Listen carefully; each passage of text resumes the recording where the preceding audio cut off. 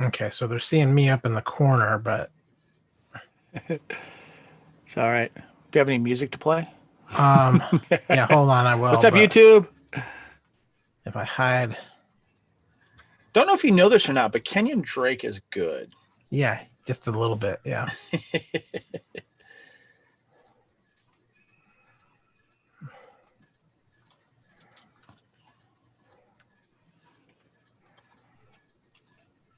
Okay, so right now at least we can seem. It seems like if nothing else, they're seeing the end zone and seeing us. So I'll just have to figure out a way to see if I can kill all that. But let me get some music going here. So Sure. And the link too.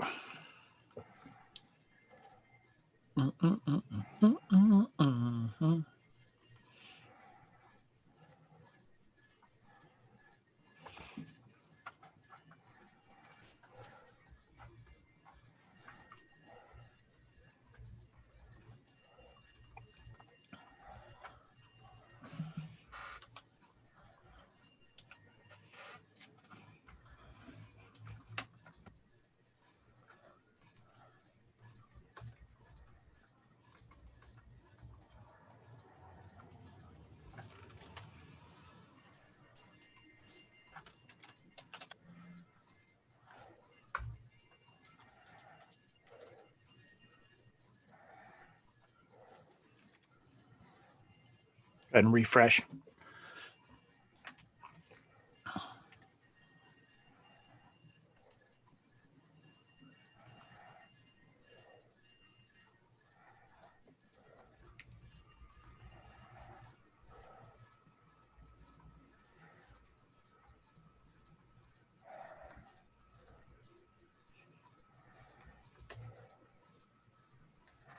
I haven't heard music. you haven't heard any at all. Nope.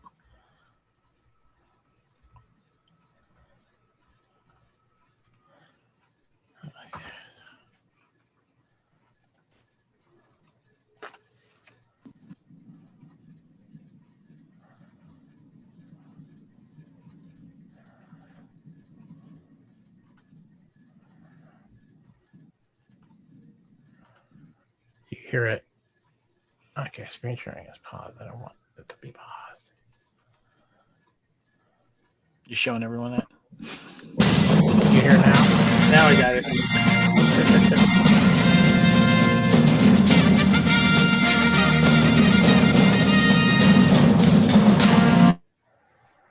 hear it? Don't hear it now.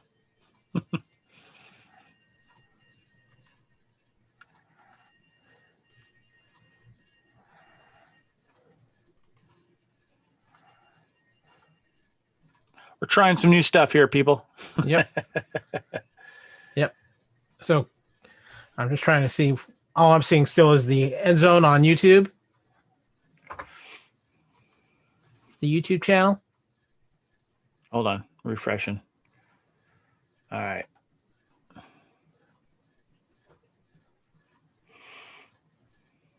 Yeah, I just see the end zone logo up there, and I can see us going back and forth Okay. Then at the top corner. I think I got this kind of figured out here. So Okay, cool. So yeah, we've been trying some few new things, but welcome to the End Zone here on the Fandom Podcast Network. And we can go big screen now, though, dude. We don't need the end zone up there. There we go. So yeah, forgive us. We're still learning the ins and outs of YouTube, so bear with us here. But hopefully, some people are going to join in the chat here momentarily, and we'll see what we got here. But you know what, Kevin?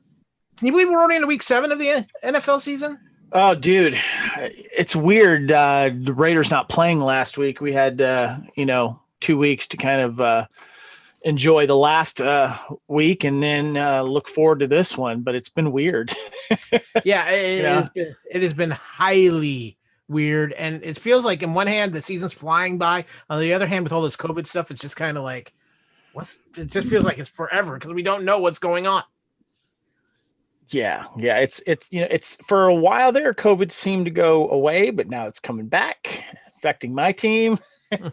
Yeah, we're going to get to that, but we got a lot of things to cover on the End Zone here. But before we get started, first of all, most importantly, This is the first show since this has happened. We have reached 100 subscribers on our YouTube channel. Special shout out to our good friend over at Good Evening, a Alfred Hitchcock podcast, Tom Caldwell, for helping us out, putting the word out to some of his Canadian peeps and people all over there. And of course, Mr. Reitzel, he's throwing out some shares to get us over. Yeah, I got a lot of people, several in Raider Nation as well, jumped on and helped, and some other friends and other fandom came in. So thank you all for helping us reach 100.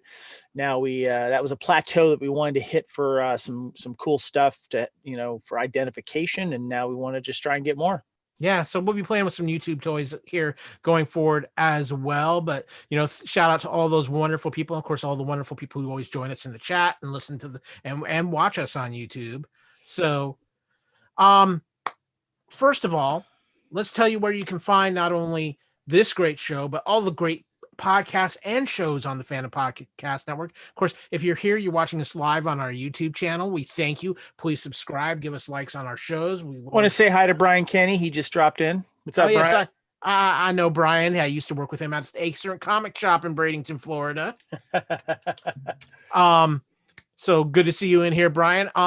But you know what? If you're looking for our podcast master feed, go to fpnet.podbean.com. Podbean, a wonderful site for hosting podcasts.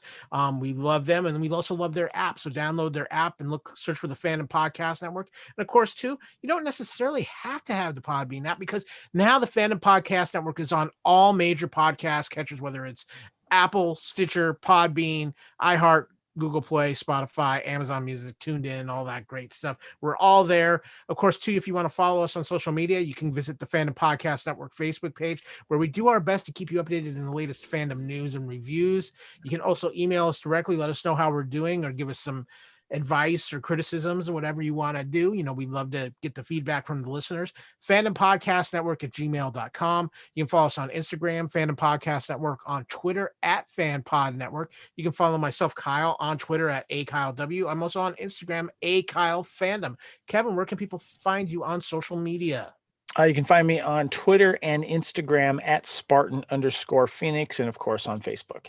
And there's a couple great ways to support the Fandom Podcast Network as well. Visit our TeePublic store. Go to teepublic.com, search for the Fandom Podcast Network, or name the names of any of the great shows here on the network. You'll find all the gear, whether it's T-shirts, masks, pillowcases, pillows, all kinds of great and cool apparel. Very cool apparel. And finally, too, we love reviews, especially on iTunes, Apple Podcasts. We love those 5-star reviews, of course, but we love the feedback in general, because as always here at the Fandom Podcast Network, we're striving to feed your ears with the best podcast possible. But Kevin, it's the End Zone. We're here to talk some football. So let's take a quick look at week 6 and review some of the scores and happenings that came out of week 6. All screwed up because of COVID again, but so let's start with Sunday.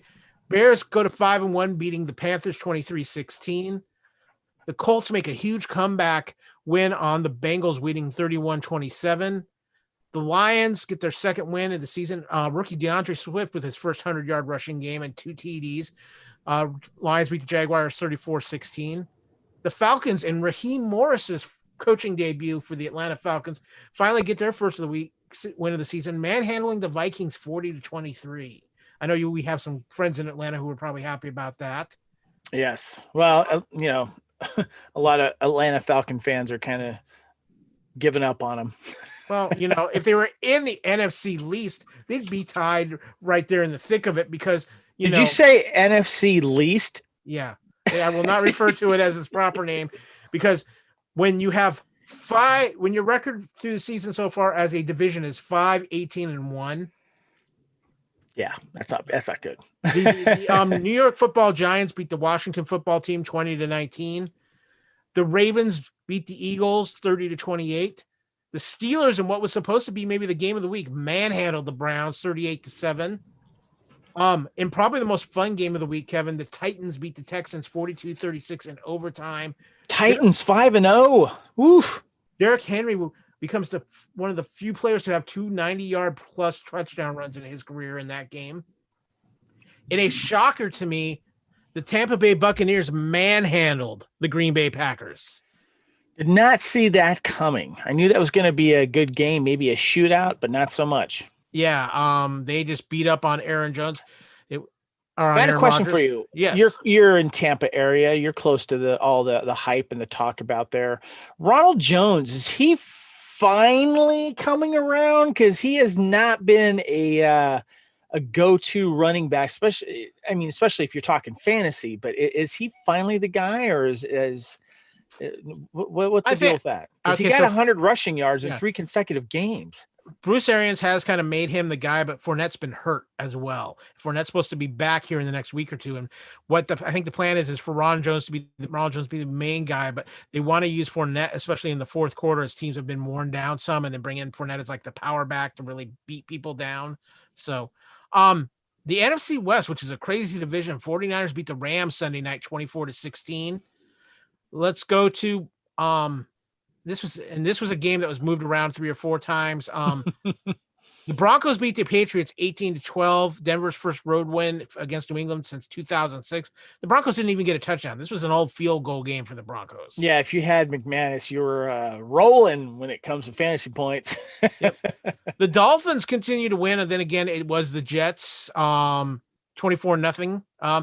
Here's a scary thought, Kevin. Do we need to go back about 10 years for the Jets? Because their starting backfield was Joe Flacco at quarterback and Frank Gore at running back. Dude, I know. It is talk about dumpster fire. Yeah. Trust me, I love a team that's been shown to have been a dumpster fire in the past. This is you look up dumpster fire in the dictionary, you'll see the Jets. Kevin, I'm going to make you feel good in a way right now. The dumpster fire that is the Jets is by far maybe the worst dumpster fire in the history of the NFL.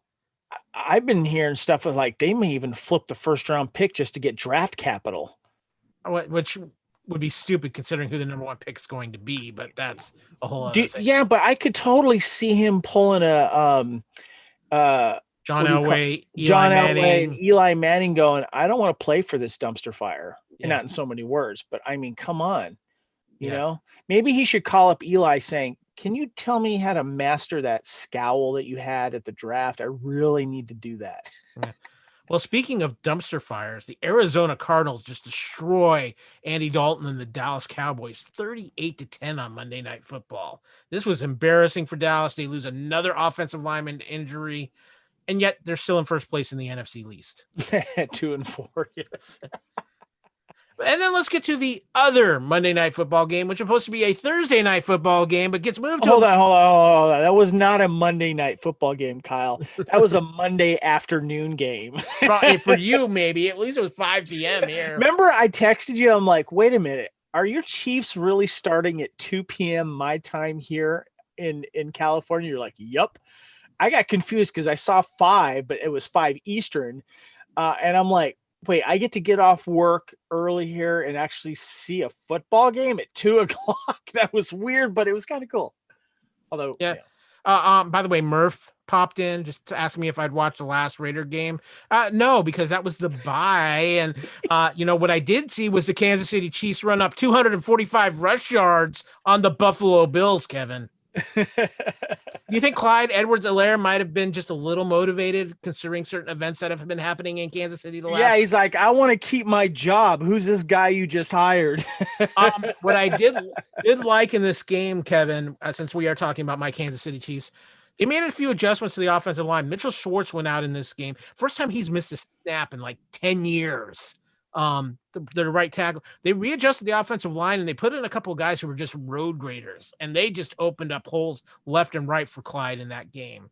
So I'm hoping that maybe a couple of them. Let me ask you a question. People have been talking about that little whoop-de-whoop move that Mahomes made when it looked like he was going to run out of bounds before the first down, and then he kind of stops and he sees the lineman and he like goes for the first down. That's a Mahomes move, and people got to watch out for that, because I can tell you right now that one of the first things and the only thing that was going through that defensive player's mind is, oh crap, wait, I also don't want to get a 15-yard penalty on top of this. Oh yeah, exactly.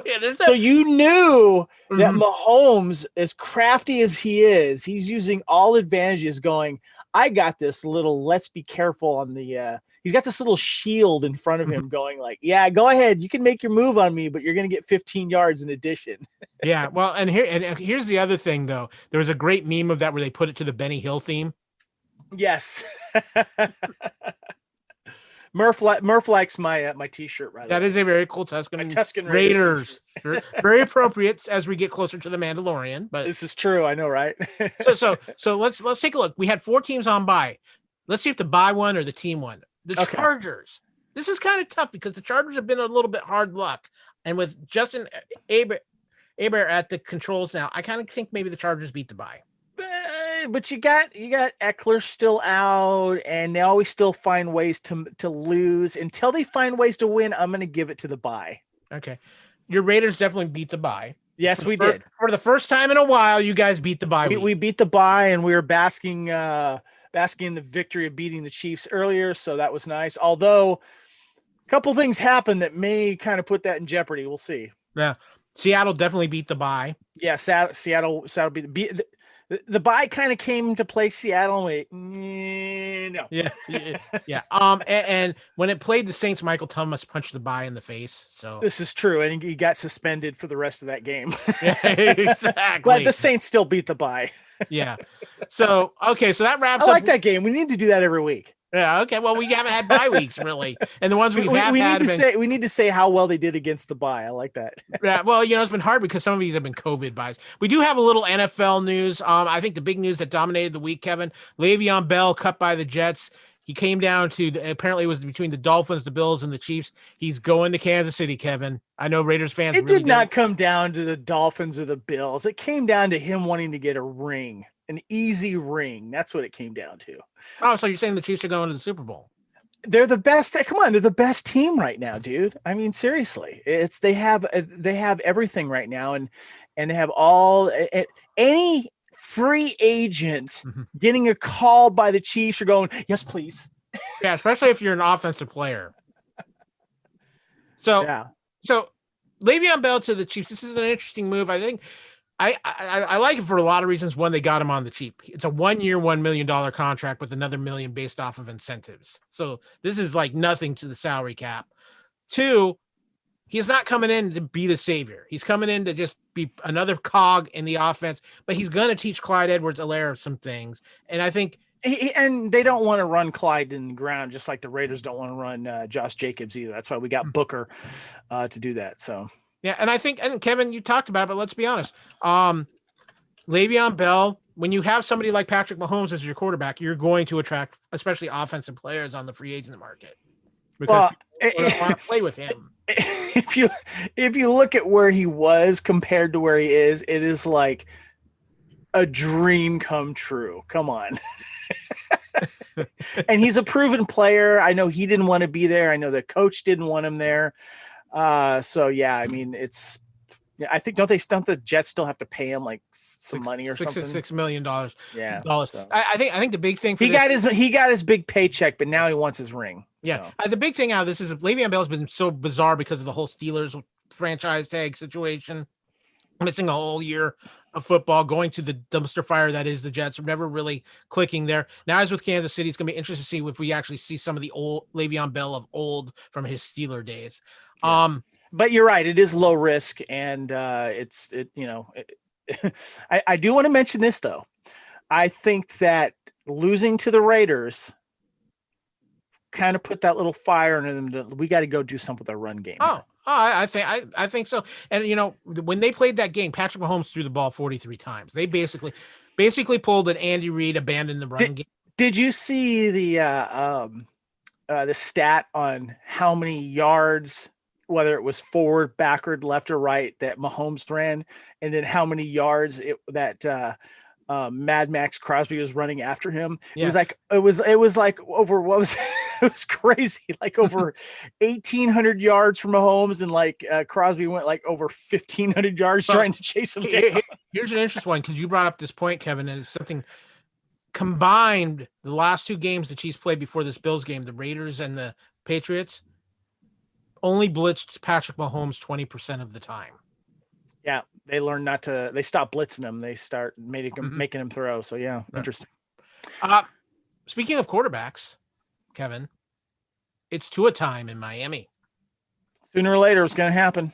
Yeah, you know what? I feel bad for Ryan Fitzpatrick, though. This is a guy who just comes in, does his job. He's handled it like a class act. But he was honest today in an interview. He said, I'm a little heartbroken. I knew it was coming. I knew it was going to happen sometime this season. But, we'd won a couple in a row. We were 3-3 in contention. I feel like I haven't done anything to lose the job. But he's also been very respectful to Tua, and he was the first guy to be congratulating Tua when he did get on the field last week, Kevin. Yeah. Yeah.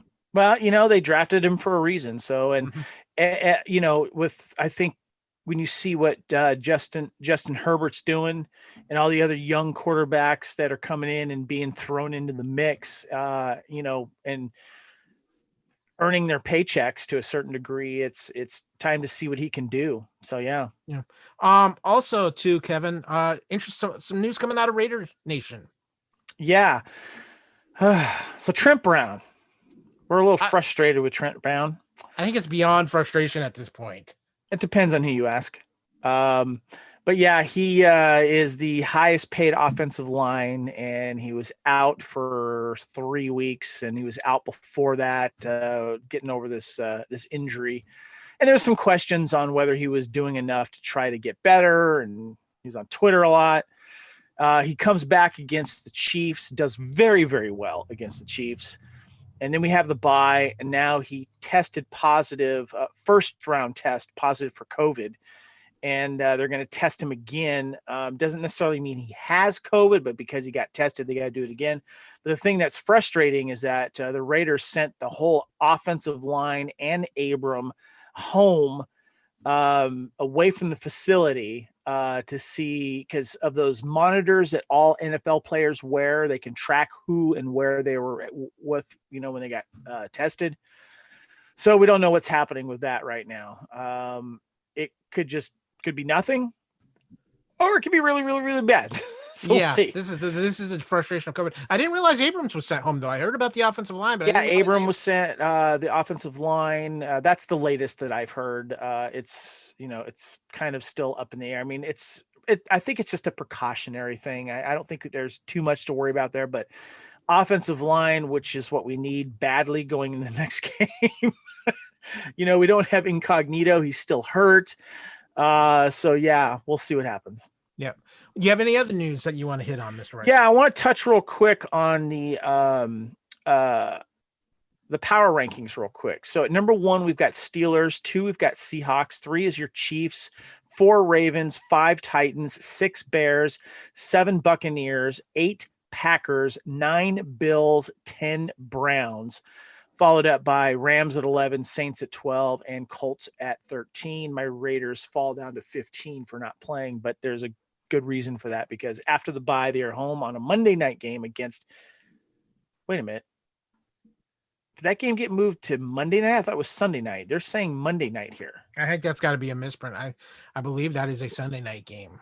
It is a Sunday night game, unless it got moved. But anyway, Monday night game against Tampa. Win that one, and they'll have a lot of believers. And there's nothing more far from the truth from that. So yeah, that's going to be. We're going to talk about that game when we get to our Week 7 preview here. So anyway, Steelers, Seahawks, Chiefs, top 3 there. Yeah, that sounds about right to me. You can maybe still throw the. Yeah, you can't even throw the Ravens in the break. Titans. The Titans are the team. They're undefeated. They're at number 5. They're at number 5 right now. So yeah. They are the real deal on offense, according to this. Ryan Tannehill is playing at a high level, but he'll be challenged in a big way against the Steelers coming up. So, real quick, 2 standings: AFC East, Bills at the top at 4-2, with Miami and New England Miami's at 3-3, and New England's at 2-3. AFC North, Pittsburgh at 5-0, Baltimore at 5-1, Cleveland at 4-2. AFC South, Tennessee 5-0, Indianapolis 4-2. That kind of surprised me. I didn't realize they were doing that good. AFC West, KC at top at 5-1, Raiders 3-2, Denver at 2-3.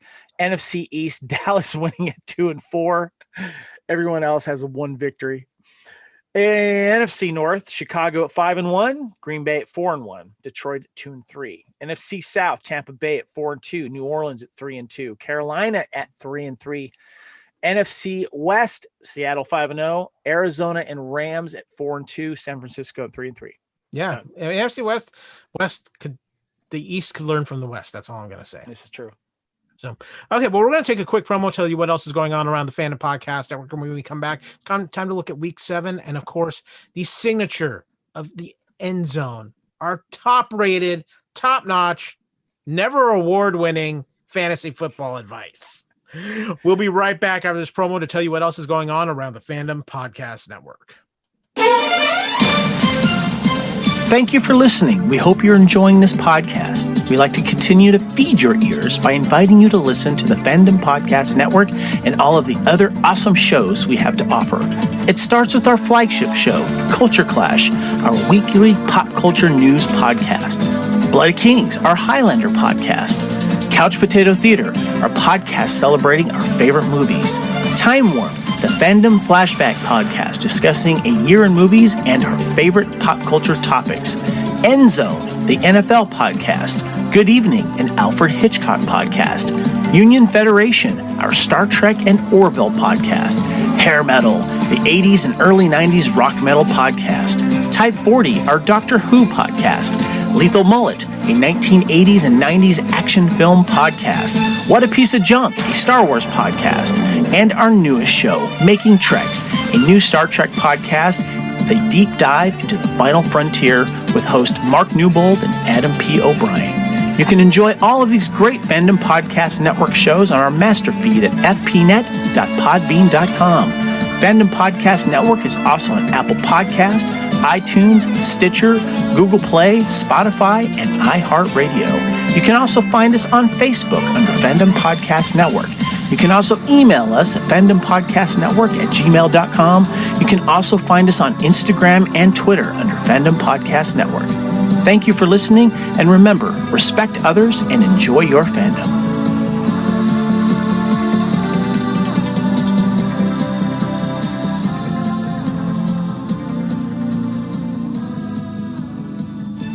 And hopefully we're feeding your ears with some podcasts you'd like. We got a lot of fun things going on around the network, not only on the podcast feed, but also on our YouTube channel, including the Fandom Show, our newest show here on YouTube, exclusive to the YouTube channel. And Kevin, we got a great response to the first episode. Last I checked, it was getting close to 100 views on YouTube. Yeah, that was a lot of fun to do. You and I, of course, were with Dan. Dan was a brainchild of that show. We had a lot of fun, and we got Scott Botman on there, our buddy and co-host over there at the Star Wars podcast under the Fandom Podcast Network. What a piece of junk! And it was nice to dive into what was happening and just have a nice round table talking about stuff. So that was really cool, and we covered a few topics as well.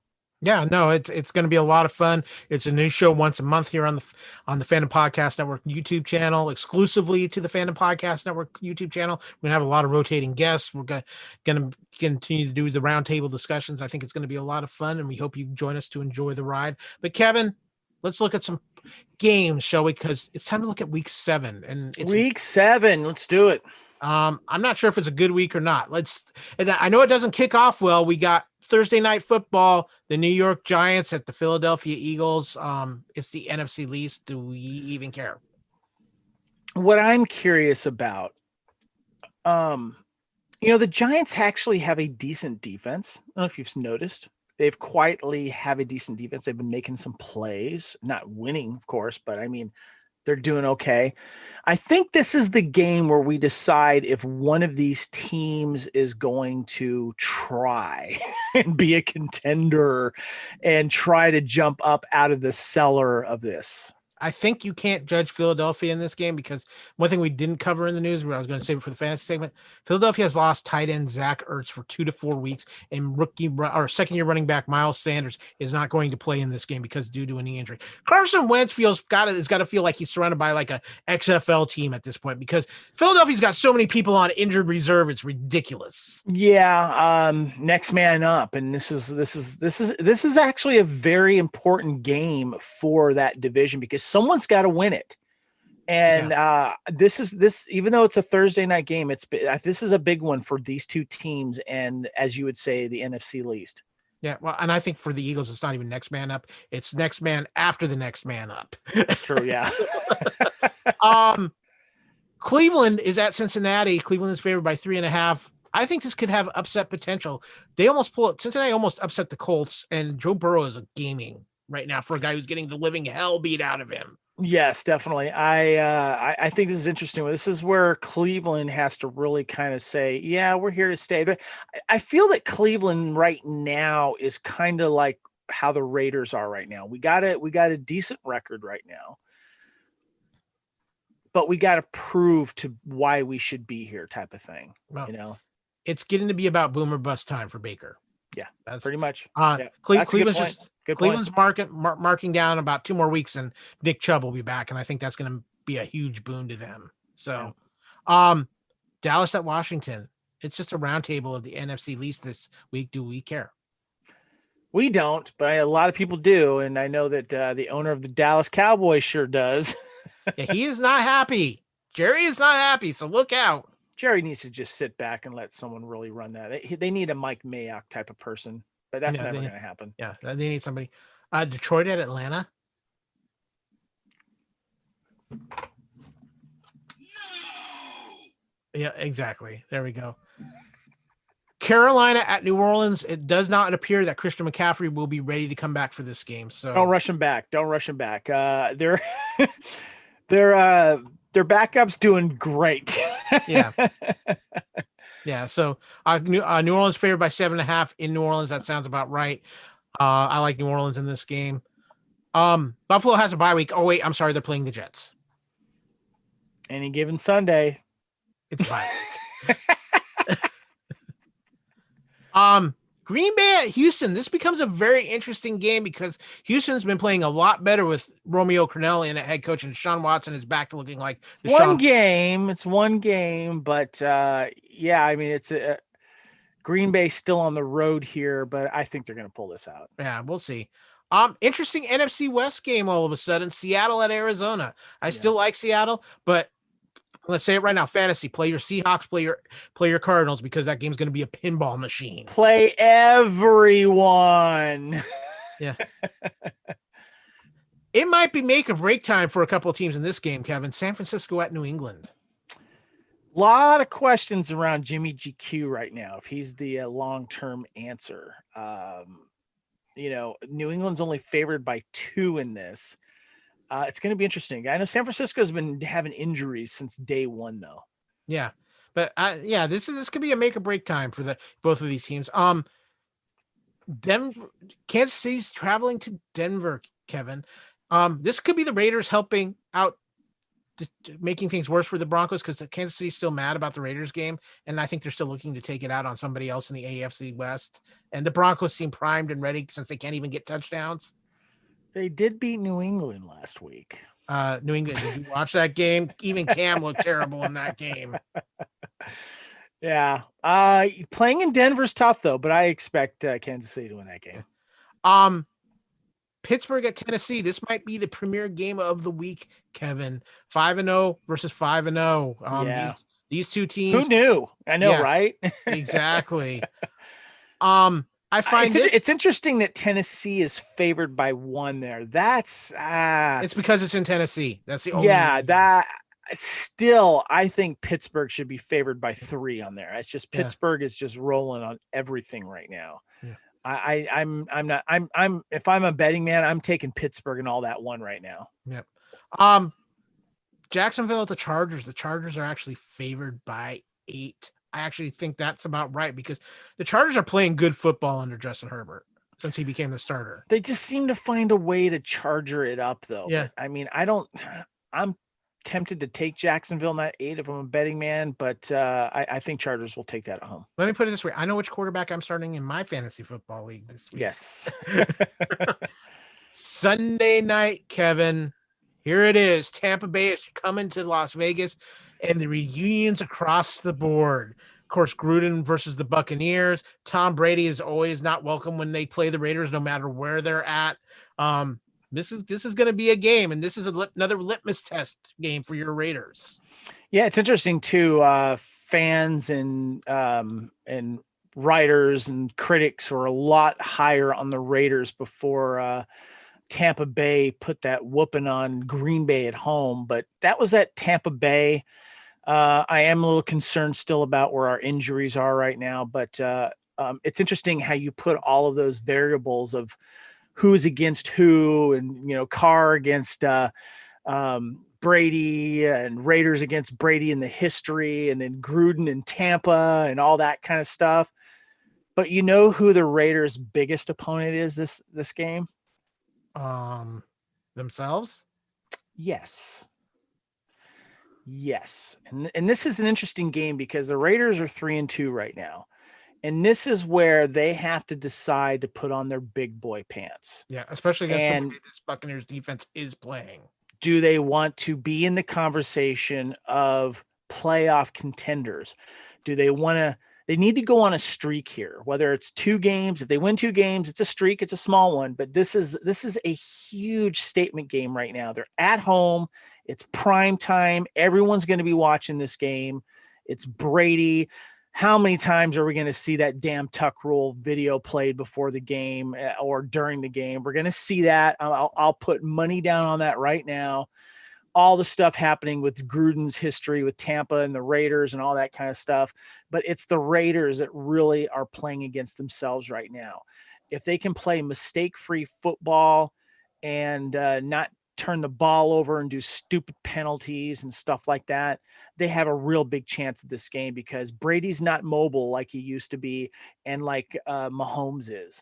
So there's a chance here. But the Tampa defense and our O-line in the trenches, that's where the things are going to be won right there. But the Raiders are really have to try to win this with themselves. Yeah, Tampa Bay has the number 1 defense in the league coming into this game, and a couple really good pass rushers in Jason Pierre-Paul and Shaq Barrett. So whoever's on your O-line is going to have to be in top form for this. We've had a couple of next man ups really kind of hang in there and do stuff, and with Trent Brown possibly not playing this is a big deal. So we'll see. And of course, I think one of the most underrated defensive players in the league is on Tampa Bay, and that's Levante David. This guy just doesn't get credit, and he's just a machine out there. So, by the way, Raider, it's funny how Carr's been labeled as the dink and dunk quarterback, in the past. What's so funny is how many quarterbacks are doing that and doing it well, but it's that Carr that gets the stigma of it because that's what he's kind of known for, but he's not being successful at it, where others are dink and dunk, but they are being successful at it. And you know who's really good at dink and dunk? Tom Brady. Yeah, well, he is the GOAT though. So, Yes. Monday night, Bears at Rams. Interesting 5-1 Bears team against a very good Rams team. The Rams are favored by 6, and I actually agree with that because I think the Rams offense is a little more one of the more dynamic offenses the Bears have played to this point. And I think that's going to be their injuries, though, are questionable with the Rams, especially at the running back position in this weird, like one guy's hurt 1 week. So then it's a committee with the other 2 and stuff. And so I don't know. I would take Chicago on those points personally. Be interesting to see how it plays out. But Kevin, let's just address some fantasy football. And of course, we always kick off the fantasy football segment with the Gardner Minshew II Man Crush Fantasy Player of the Week. I'm sorry, Jimmy, you haven't done enough to earn it back. You know what, though? You know who's a runner-up for this Justin Herbert kid. Just saying. He's too young. He still looks like he should be in high school. I'm sorry. I'm just saying. I know you and our good friend Steve Brown got man crushes on this kid, but I'm sorry. He looks like he should be getting ready for the high school prom, but that's neither here nor there. So, Kevin, for my winner, I'm going a little outside the box. I'm taking the Tampa Bay Bucks defense. They won me 2 games in fantasy football this week and shut down what had been at this point the number 1 offense in the NFL of the Green Bay Packers. And they shut them down. Aaron Rodgers. Not only did the Tampa Bay defense score me a bunch of points in my CBS Sports League, they ensured my victory by shutting out Aaron Rodgers in that game. Aaron Rodgers' receiving core is not healthy. No. The one thing that I am excited about is our receiving core is. So I don't know if that had anything to do with it, but I'm a little worried about that, and I think that's a great pick for your Man Crush award. My runner-up is Derrick Henry. Dude is just a beast. Yes. I think Josh Norman is still in another zip code from 2 weeks ago. Yep. Mm-hmm. Yep. So, who's your Man Crush of the week, Kevin? It's got to be Kenyon Drake, man. Talk about getting out of Miami and coming to a sweet spot here. Kenyon Drake, 20 touches, 164 yards, and 2 TDs. I have him on a couple of my teams, and that dude just did really, really, really well. And I think he's found a home there, and he's the go-to guy here. Yeah. You got an interesting runner-up too, Kevin. This is a guy. Yeah, I want to combine this though. If you don't mind, I want to combine this with the top waiver wire names. Okay. Because he's still available on waiver wire names, and I've had this guy for 2 weeks on one of my teams, and I just picked him up last week, and I know he's still available, and that is the Philadelphia receiver. The go-to receiver is Travis Fulgham. He went 6 for 75 and 1 touchdown, and he did, I think, 2 touchdowns the previous week. Dude's been on fire the last 3 weeks, and he seems to have a rapport right now with Wentz that's going really well. I think he's especially with Ertz out right now, this is the number one receiver in my opinion going forward with Travis. I'm going to call that right now. And if he is in your if he's a free agent, go get him right now. He is my top waiver wire pick, and he is also my runner-up for Gardner Minshew Man Crush fantasy player. Yeah. Well, since you brought it up, let's talk about the top waiver wire names, because there's a few out there, and there's another Eagle that's going to be hot, should be higher on a lot of people's names. That is Dallas Goedert.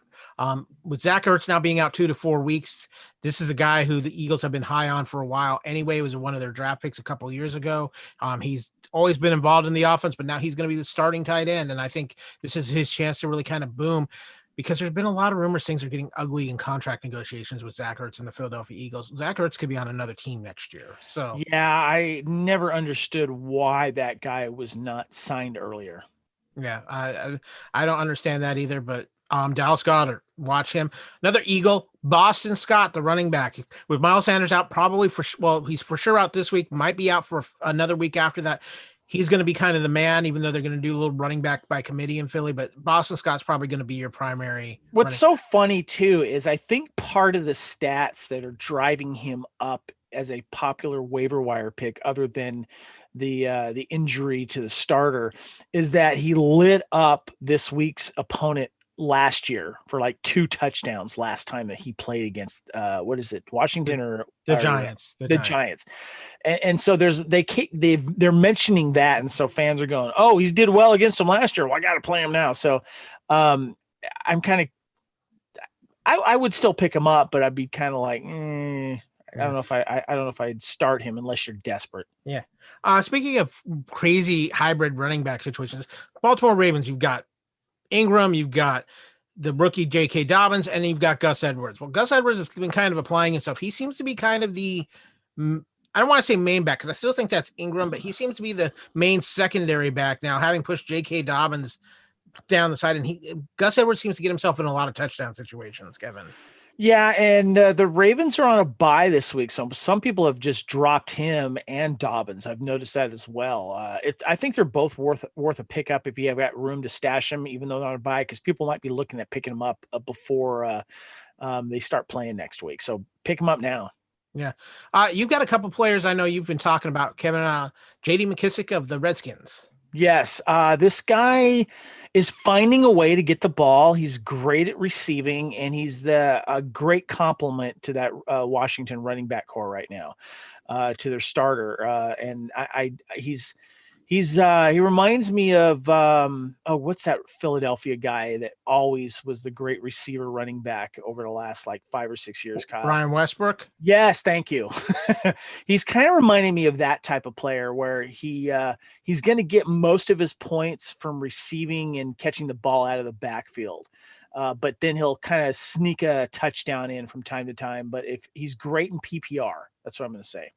Yeah, without a doubt, he is great in PPR. So go there. And one of your Raiders receivers, who I'm surprised a lot of teams haven't jumped on, maybe because he was on bio last week, Henry Ruggs III. Yeah, I'm just saying pick him up too. But also he's not on the list here, but